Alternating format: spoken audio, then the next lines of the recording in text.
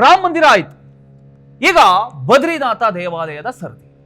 ಬದ್ರಿನಾಥ ದೇಗುಲದ ಹುಂಡಿ ಹಣ ಭಕ್ತರ ಕಾಣಿಕೆಗೆ ಕನ್ನ ಹಾಕಲಾಗಿದೆ. ದೇಗುಲದಲ್ಲಿ ಅಕ್ರಮ ನಡೆದಿರತಕ್ಕಂಥದ್ದು ಇದೀಗ SIT ತನಿಖೆಯಲ್ಲಿ ಬಹಿರಂಗ ಆಗಿದೆ.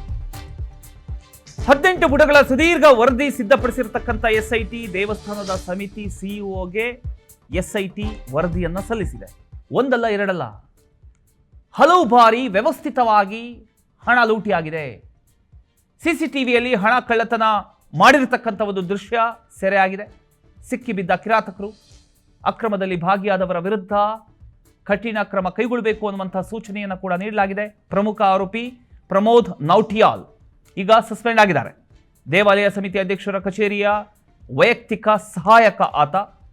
ಈಗ ಆತ ಕೂಡ ಇದರಲ್ಲಿ ಭಾಗಿಯಾಗಿದ್ದಾರೆ ಅನ್ನುವಂಥ ವಿಚಾರಕ್ಕೆ ಸಂಬಂಧಪಟ್ಟ ಹಾಗೆ ಆತನನ್ನ ತಕ್ಷಣ ಸಸ್ಪೆಂಡ್ ಮಾಡಿದ್ದಾರೆ.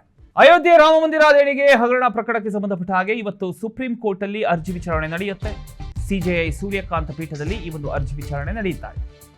CEO ಅಧಿಕಾರಿಗಳನ್ನ ಅಯೋಧ್ಯೆ ಟ್ರಸ್ಟ್ ನಿರ್ಧರಿಸುತ್ತೆ. ಮಂದಿರ ನಿರ್ಮಾಣ ಸಮಿತಿಯ ಅಧ್ಯಕ್ಷ ನೃಪೇಂದ್ರ ಮಿಶ್ರಾ ಈ ಒಂದು ಹೇಳಿಕೆಯನ್ನು ಕೊಟ್ಟಿದ್ದಾರೆ. ಟ್ರಸ್ಟ್ ನಲ್ಲಿ ಭಕ್ತರ ನಂಬಿಕೆಯನ್ನ ಎತ್ತಿ ಹಿಡಿಯೋದು CEO ಜವಾಬ್ದಾರಿಯಾಗಿದೆ. ಹೊಸ CEO ಹಣಕಾಸಿನ ವ್ಯವಸ್ಥೆಗಳನ್ನ ಸಹ ನೋಡಿಕೊಳ್ತಾರೆ. ಇದರಲ್ಲಿ ಯಾವುದೇ ಸರ್ಕಾರದ ಹಸ್ತಕ್ಷೇಪ ಇರೋದಿಲ್ಲ ಅಂತ ಇದೇ ವೇಳೆ ಮಿಶ್ರಾ ಅವರು ಹೇಳಿದ್ದಾರೆ. ಇವತ್ತು ಅರ್ಜಿಯ ವಿಚಾರಣೆ ಸುಪ್ರೀಂ ಕೋರ್ಟ್ ಅಲ್ಲಿ ನಡೆಯುತ್ತೆ.